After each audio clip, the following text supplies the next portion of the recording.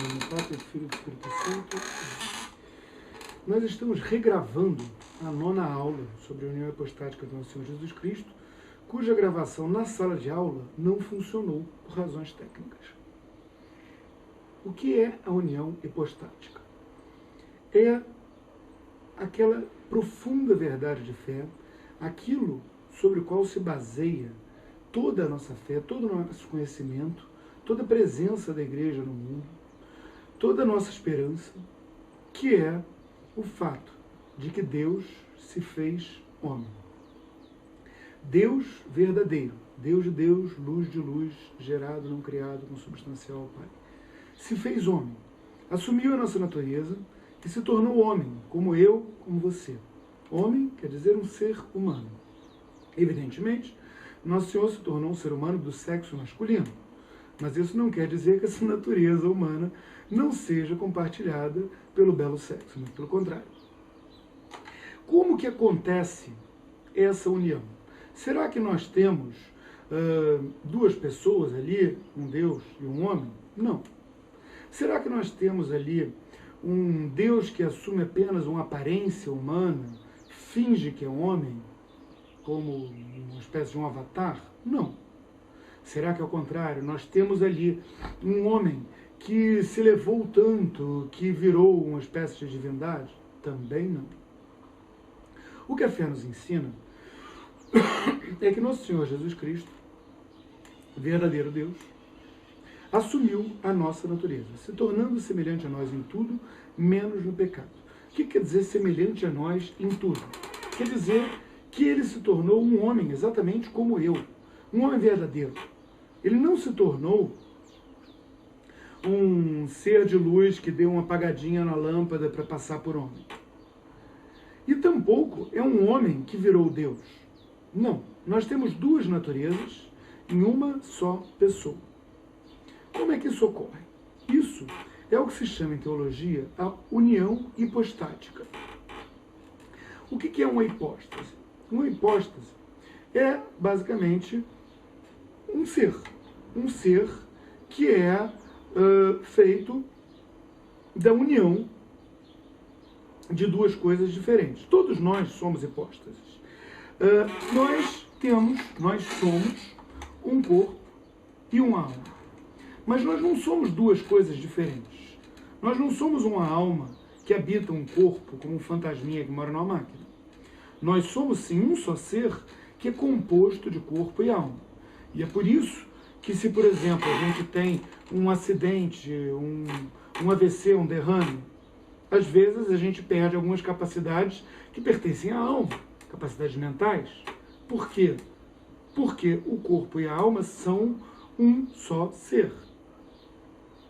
Do mesmo modo, se a gente tem problemas de alma, se a gente tem problemas que vêm da nossa capacidade racional, problemas que vêm da nossa capacidade mental, intelectual, daquilo que nós temos, que não é puramente físico, frequentemente nós vamos ter problemas físicos em decorrência disso. Ou seja, nós vamos ter problemas que hoje em dia o pessoal chama de psicossomáticos, né? Que na verdade são o quê? São problemas que têm uma origem na alma e não no corpo. Mas como alma e corpo são um só ser, uma hipóstase, o que acontece? A alma afeta o corpo afeta a alma. Nosso Senhor Jesus Cristo, ele se tornou um ser humano. Ele assumiu a nossa natureza. Ou seja, ele ainda tem, porque ressuscitou e subiu aos céus, está sentado à direita de Deus Pai Todo-Poderoso, em corpo e alma. Ele tem, portanto, esse corpo e essa alma humanos. Agora, nós, seres humanos, quando nós somos concebidos no ventre da mãezinha da gente, o que acontece? Junta lá óvulo de espermatozoide e aquilo gera o corpo, não gera a alma. Quem é que faz a alma? Quem é que cria a alma? Deus. Deus cria a alma e infunde naquele corpo. Naquele momento, tudo se une e vira um ser só. Uma hipóstase, um ser humano.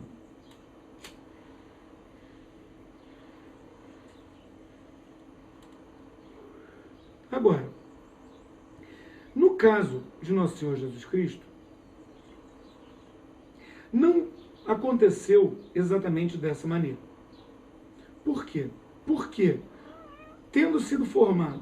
sendo formado, no ato de ser formado, aquele ser humano, ocorreu uma outra união, além da união do corpo com a alma, que gera uma pessoa, um ser humano, naquele momento, no caso de Nosso Senhor, no ventre da Santíssima Virgem,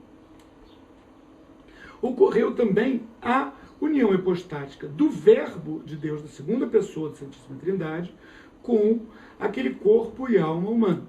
É por isso que a gente diz, por exemplo, que Nosso Senhor está presente em corpo, sangue, alma e divindade no Santíssimo Sacramento do altar. Por quê? Porque naquele momento, aquele corpo e alma se uniu, na união hipostática, com a divindade. Então passou a haver uma pessoa, que já era uma pessoa, já era a segunda pessoa de Santíssima Trindade, mas a partir daquele momento passou a ser também um ser humano. Ou seja, essa união é uma união da qual veio uma pessoa, exatamente como a união do corpo e da alma, no meu caso, no seu caso, fez com que surgisse também o quê? Uma só pessoa. Então, essa uma pessoa, quem é? É a segunda pessoa de Santíssima Trindade. É Deus. Gerado, não criado, consubstancial ao Pai. Essa pessoa, ela sempre existiu. Ela existe desde antes de existir o tempo. Foi ela que criou o tempo. Foi ela que criou o espaço. Foi por ela que todas as coisas foram criadas. Pela segunda pessoa de Santíssima Trindade, que é o Verbo de Deus. Agora, esse Verbo de Deus, a partir de um determinado momento no tempo, 2011 anos atrás, se tornou também um ser humano. Então Deus assumiu a nossa natureza. Deus se fez um de nós. Mas espera aí, como é que ele foi assumir a nossa natureza, se a nossa natureza é marcada pelas consequências do pecado original? Ou seja, se a gente tem essa tendência a fazer o mal, se a gente morre, se a gente fica doente, ele assumiu isso tudo? Grande parte. O que ele não assumiu e o que ele assumiu? Ele assumiu porque quis, porque ele não precisava, essas necessidades que a gente tem. Que necessidades? A necessidade de comer, a dor que a gente sente, o sofrimento que a gente sente, o sono, a fome, todas essas coisas, todas essas fraquezas do ser humano, ele assumiu porque quis. Por quê? Para poder passar por aquilo que a gente passa. Para que a gente não possa dizer, para ele é moleza. Ele não sente dor. Então ele ser chicoteado, ele ser pendurado na cruz, é tranquilo. Não, ele sente dor. E ele sentiu todas essas dores. Dores psicológicas, dores físicas, tudo isso que a gente sente, ele se fez homem e sentiu. Agora, o que ele não assumiu? Ele não assumiu o pecado. Ele não pecou. Ele não pecou nunca. As consequências do pecado original, como nós vimos em outra aula, elas são transmitidas de pai para filho. Para falar em termos modernos, elas são transmitidas geneticamente. Nosso Senhor não as recebeu geneticamente de Nossa Senhora. Por quê? Porque Nossa Senhora foi preservada das consequências do pecado original. Ou seja, ele não precisava passar por isso. Ele poderia ter assumido a nossa natureza sem assumir a nossa fraqueza, a nossa dor, a nossa fome, o nosso sono, o nosso cansaço, mas ele quis assumir isso. E mais, ele assumiu a nossa capacidade de razão, ele assumiu a nossa vontade, o nosso livre-arbítrio. Ele tinha a capacidade de escolha que nós todos temos. Ele tem essa capacidade, como homem. Ele tem a capacidade de razão, de raciocinar. Ele tem, em suma, aquelas capacidades todas que a gente tem. Para quê? Para que a gente não pudesse dizer, para ele é fácil, para ele é moleza. Para que ele pudesse, ao assumir a nossa natureza, perceber e sentir a nossa natureza. E assim ele poder aprender como homem. Né? Nós vemos no Evangelho, segundo São Lucas, né? Que ele cresceu em sabedoria e em santidade. Por que isso? Como isso? Porque ele, homem, ele pôde aprender como homem. Ele pôde aprender como nós aprendemos. Mesmo ele, Deus, já sabendo tudo. Nosso Senhor, então, ele, ao assumir a nossa natureza, ele realmente assumiu a nossa natureza, se tornando um homem como todos nós. Por que isso? Porque para a nossa salvação, isso é necessário. Um pecado que eu cometo é um pecado que eu cometo contra alguém, quer dizer, por exemplo, eu roubo uma coisa de alguém, e contra Deus.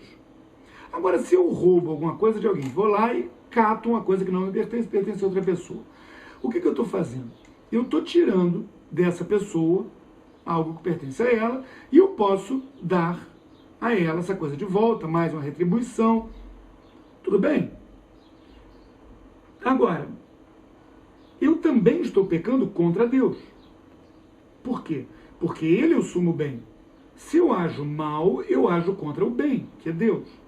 E essa ofensa que é feita contra Deus é uma ofensa infinita.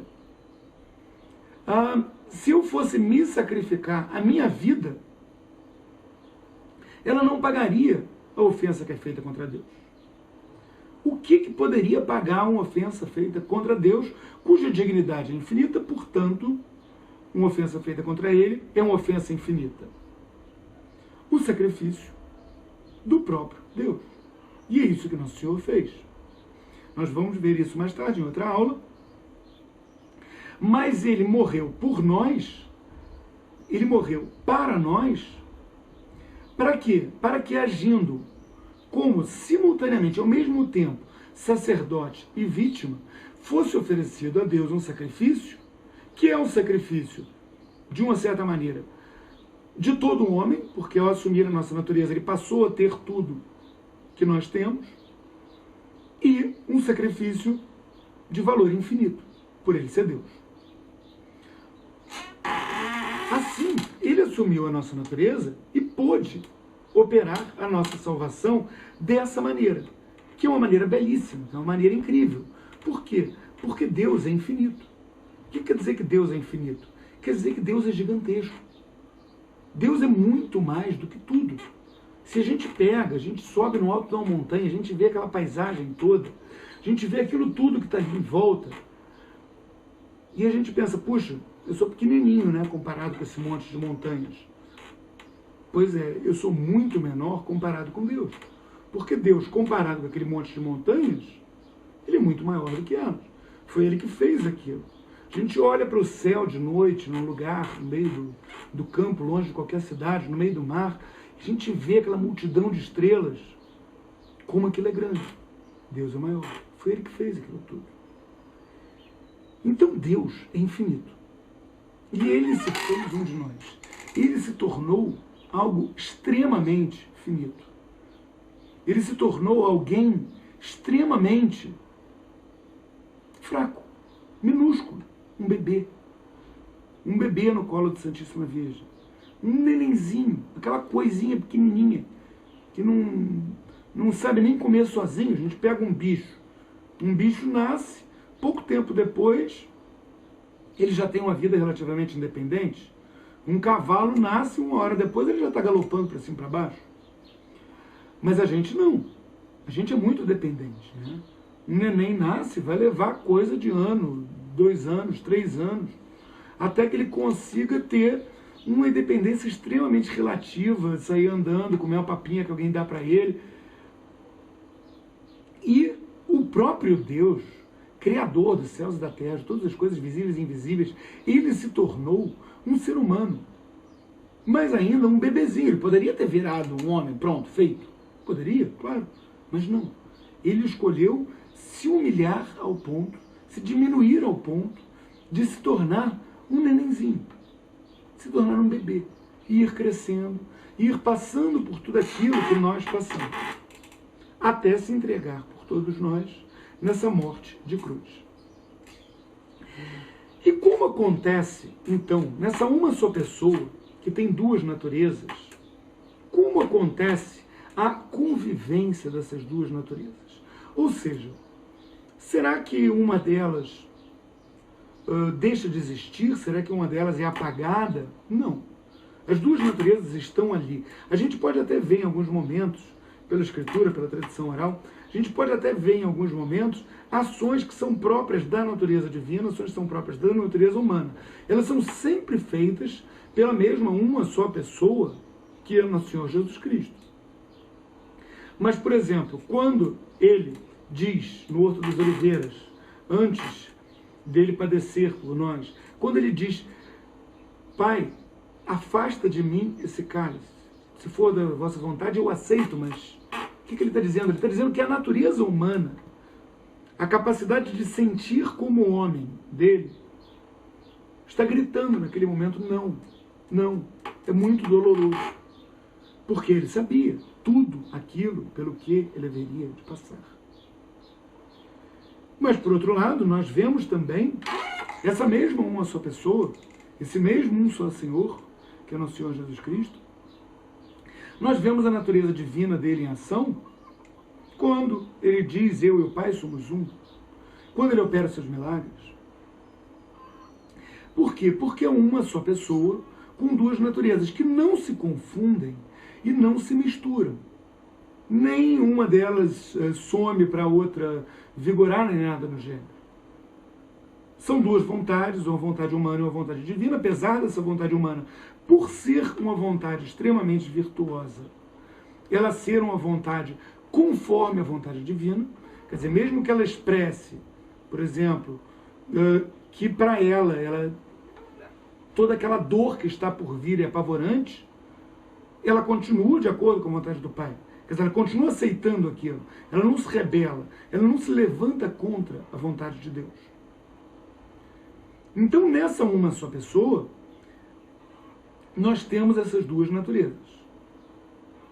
E com isso nós temos essas duas vontades. Com isso nós temos todas essas capacidades que são próprias ao ser humano. E nós temos essa onipotência que é própria de Deus. Tudo isso sem mistura, sem confusão, em uma só pessoa. E essa pessoa, que é nosso Senhor Jesus Cristo,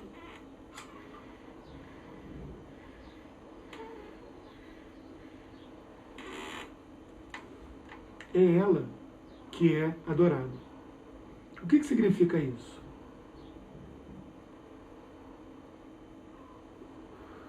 Significa que quando nós adoramos nosso Senhor Jesus Cristo, quando nós adoramos aquele que é verdadeiramente homem e verdadeiramente Deus, nós estamos adorando aquela uma pessoa.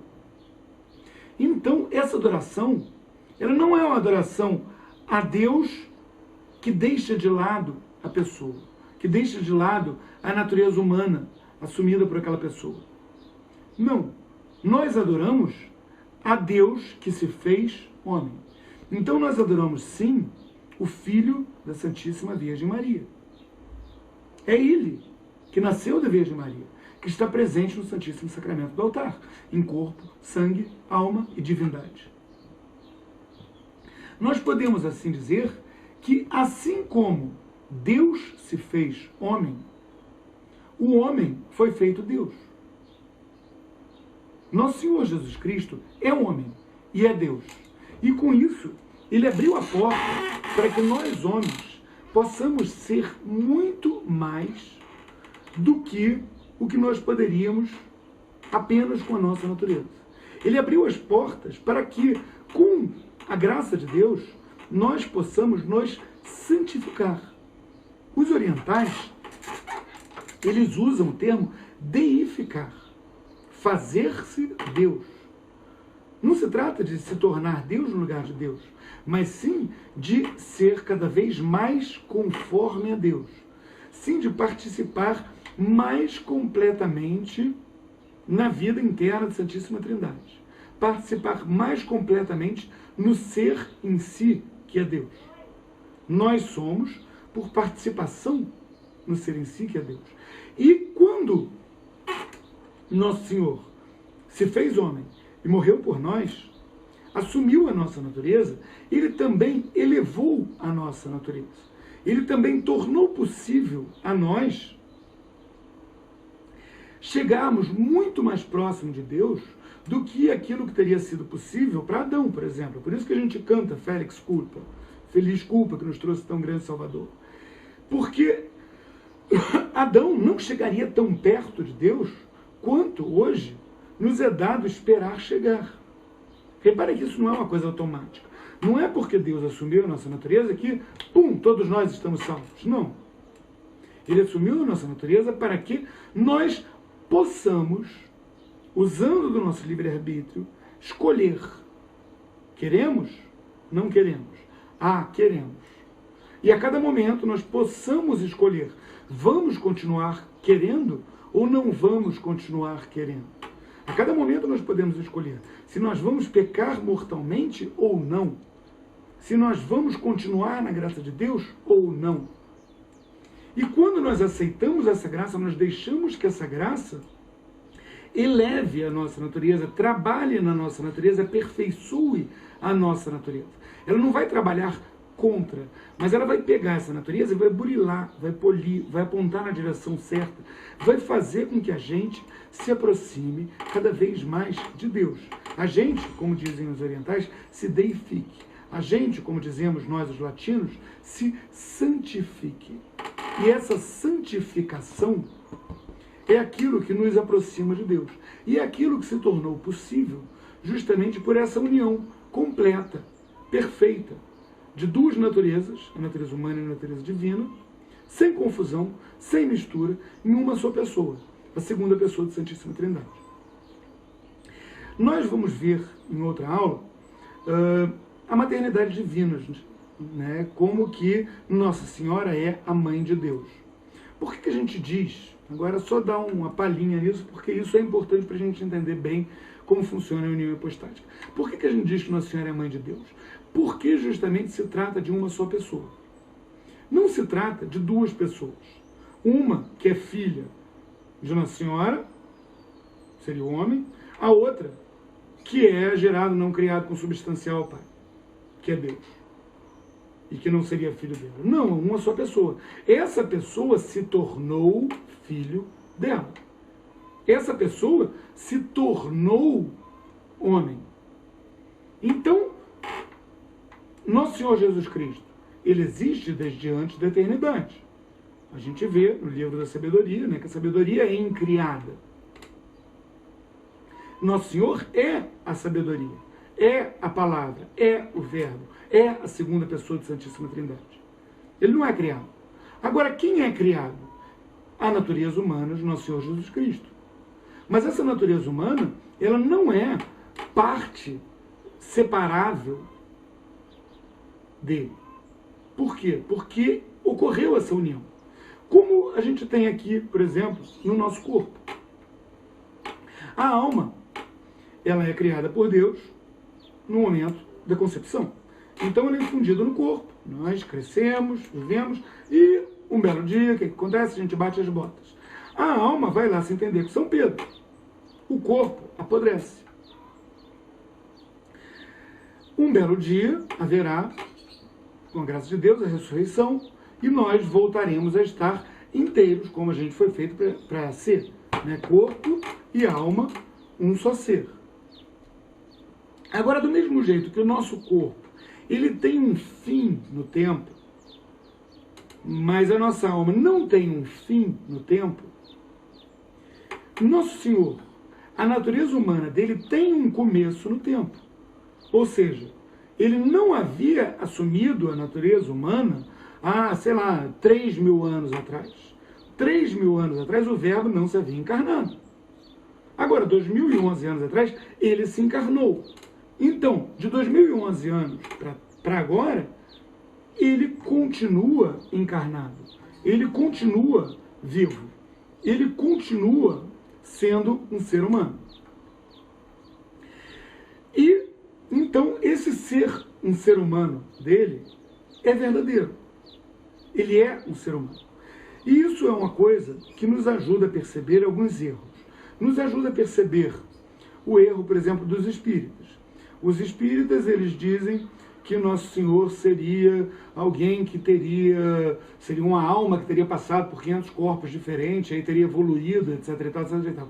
Nós sabemos que isso é impossível. Por quê? Porque a forma do corpo é a alma. O que dá coerência ao corpo é a alma. Então, a alma do João, se ela fosse posta, por assim dizer, em outro corpo, o que ia acontecer? Seria o João que estaria ali de novo, não seria outra pessoa.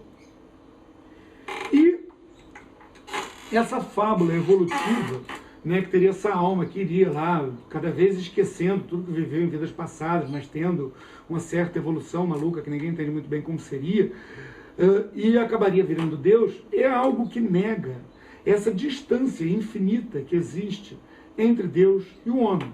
É como dizer que um filhotinho de gato poderia virar gente. Um filhotinho de gato não pode virar gente, um micróbio não pode virar cachorro. E um homem, muito menos, jamais poderia virar Deus. Agora, se a gente percebe Deus, Criador de todas as coisas, o homem, criatura de Deus feita à sua imagem e semelhança, nós conseguimos perceber como que o Criador pode assumir a natureza daquela sua criatura, criada à sua imagem e semelhança. É uma coisa que, por mais que seja gigantesca, por mais que seja absoluta e completamente miraculosa, é uma coisa que está muito mais ao nosso alcance perceber do que uma passagem tão absurda quanto seria um homem que vai, ao longo de séculos, melhorando pouquinho a pouquinho até virar Deus. O homem não pode virar Deus. Um homem pode virar, sim, um santo. Um homem perfeitamente santo. Mas ele, mesmo um homem perfeitamente santo, mesmo Nossa Senhora, a pessoa mais santa que jamais existiu, mesmo São João Batista, maior dos filhos dos nascidos de mulher, eles estão muito mais longe de Deus do que uma pulga está longe de mim. Ou uma pulga está longe de alguém muito melhor do que eu. Ou uma pulga está longe de Nossa Senhora. Por quê? Porque a diferença não é uma diferença dessa natureza sendo aperfeiçoada, aperfeiçoada, aperfeiçoada, até se tornar aquilo que ela foi criada para que ela fosse, como acontece na nossa santificação. Nós fomos criados para nós sermos santos, nós somos chamados a sermos santos como o Pai é santo. Então a graça vai aprimorar a nossa natureza até que a gente seja santo como o Pai é santo. Mas a gente nunca vai ser o Pai, a gente nunca vai ser o Filho, a gente nunca vai ser o Espírito Santo. Por quê? Porque isso é algo que vai muito, muito, muito além do que seria sequer concebível. Isso só pode acontecer de lá para cá, por assim dizer. A encarnação do Verbo é como isso aconteceu. E essa mão estendida de Deus para o homem, assumindo a nossa natureza, faz com que a gente possa, estendendo a nossa mão de volta, aceitar a graça e crescer em santidade. E assim chega mais perto de Deus. Outros erros que também a igreja já condenou, além do erro espírita, que esse é especialmente grosseiro, mas são, por exemplo, o erro de achar que, como há duas naturezas, há duas pessoas. Então haveria uma pessoa eterna, a segunda pessoa da Santíssima Trindade, e outra pessoa que é o homem. Por que isso estaria errado? Porque assim Deus não teria assumido a nossa natureza. Deus teria se encostado na nossa natureza, Deus teria andado de braço dado com a nossa natureza, como vocês quiserem, mas não teria assumido. Por quê? Porque aquilo que teria sido sofrido pelo homem, Jesus Cristo, não teria sido sofrido pela segunda pessoa da Santíssima Trindade. Aquele sacrifício não seria um sacrifício em que a pessoa divina seria simultaneamente sacerdote e vítima. A pessoa divina não seria de modo algum uma vítima. Por quê? porque a vítima seria pessoa humana, outra pessoa. Então aquele sacrifício de nada teria valido. Outro erro ainda comum é achar que Nosso Senhor seria apenas Deus e teria assumido uma falsa aparência humana. Esse erro é o erro dos gnósticos, é um erro que inclusive alguns espíritas propagam, né? Eles dizem que Nosso Senhor tinha apenas um corpo de luz, que não era um corpo humano verdadeiro, não teria nascido Nossa Senhora, essas besteiras. Esse erro, ele já foi combatido pelo próprio São João. Se a gente pega o Evangelho segundo São João, no comecinho, o que ele diz? Ele diz que no princípio era o Verbo, quer dizer, para a gente saber que Deus, eterno, incriado, e o Verbo era Deus, o Verbo estava com Deus, e o Verbo se fez carne e habitou entre nós. Reparem que ele não diz, o Verbo ficou com cara de carne, o Verbo se fez homem. Não, eles dizem, o Verbo se fez carne. Carne. Carne é uma palavra extremamente física. Por quê? Porque homens têm carne. Corpos de luz flutuantes, bolinhas mágicas, nada disso tem carne.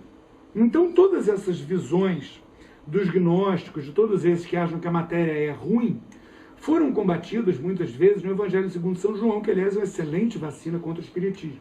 A gente lê o Evangelho segundo São João, prestando atenção naquilo que São João realmente está falando, sem ficar tentando inventar jeitos de sair do carne, ou quando ele fala da Eucaristia, né?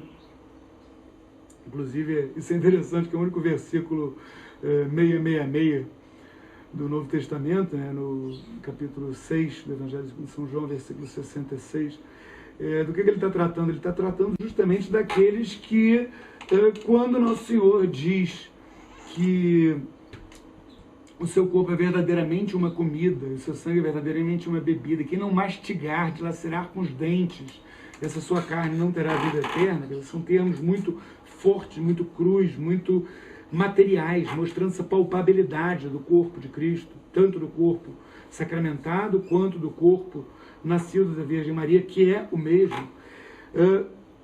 Quando se fala essas palavras, tem alguns que dizem duras palavras, mestre, e vazam, vão embora. Esses são aqueles que têm, se a gente for ver essa numeração bíblica, que é muito tardia, como um sinal, esses são aqueles que estão lá no 666, né? No Evangelho segundo São João, capítulo 6, versículo 66. Mas então São João, ele é o apóstolo que lida mais fortemente com essa questão de Nosso Senhor ser verdadeiramente homem. E São João era alguém que tinha tudo para saber. É ele que na última ceia descansou a cabeça sobre o peito de Nosso Senhor. Era ele que estava ali junto com a Santíssima Virgem aos pés da cruz. Ele viu esse sacrifício. É o único dos apóstolos que estava lá assistindo, vendo, participando pelo seu sofrimento, que ele uniu o sofrimento de Cristo na cruz, daquele sacrifício de Deus que é homem, do homem que é Deus. Aquele sacrifício que tornou possível a todos nós nos salvar. Então, creio que, ainda que de forma um tanto quanto mais resumida, infelizmente, do que a aula, por não ter participação dos alunos, etc., né? Essa regravação da nona aula que não tinha funcionado esteja chegando ao fim. Eu peço a todos que vão em www.hsjonline.com para assistir as outras aulas, para continuar assistindo esse curso de catecismo. Quem puder vir assistir presencialmente às aulas aqui em São Lourenço, Minas Gerais, será extremamente bem-vindo. Esteja no sábado, um pouquinho antes das 5, no adro da Igreja Matriz de São Lourenço Mártir, porque a carona para o Cafundó, literalmente, que é onde fica o Educandário Santa Cecília, da Administração Apostólica São João Maria Vianney, onde acontecem essas aulas, a carona para o Cafundó sai às 5 em ponto. Então chegou lá às 5h05, dançou, perdeu a carona. Estão todos convidados, tanto para assistir pela internet, quanto para assistir presencialmente. Muito obrigado e louvado seja Nosso Senhor Jesus Cristo. Espírito Santo. Amém.